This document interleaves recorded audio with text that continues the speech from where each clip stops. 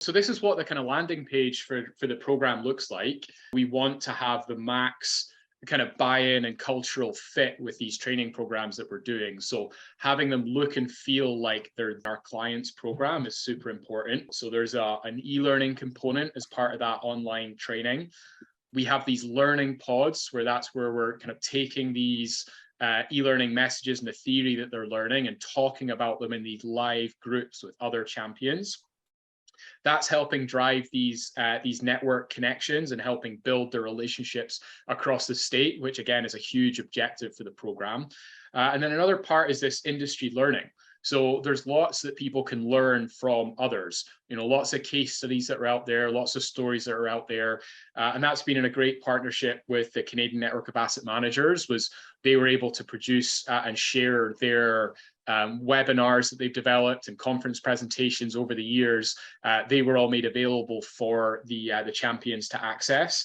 And over time, what's been happening is Michigan are developing their own stories. There's more and more case studies and stories that are developing in Michigan that we are using and stitching back into the program. So we're updating the content continually in the back end of the program and updating it with more Michigan stories so people can hear more from their peers around what's going on. You actually start getting into the learning experience here, specifically on the e-learning.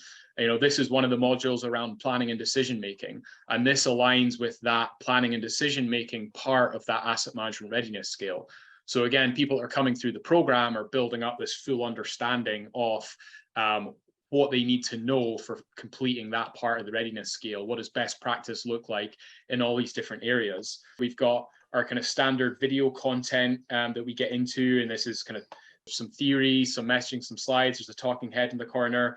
I don't have my eyes shut for most of it. It's just the way I've paused that video. There's lots of exercises throughout here. There's various downloads and surveys that we ask and kind of getting people to engage. So that's all part of having an effective adult learning experience. So that's a really important thing for us, and something that we've been learning a lot about over the last few years is, how do you really drive a lot of that competency building? And then we also have actual stories from Michigan. So as I mentioned, we're building up more and more stories around what's been happening in Michigan, and that gets injected back into the program for others to learn to.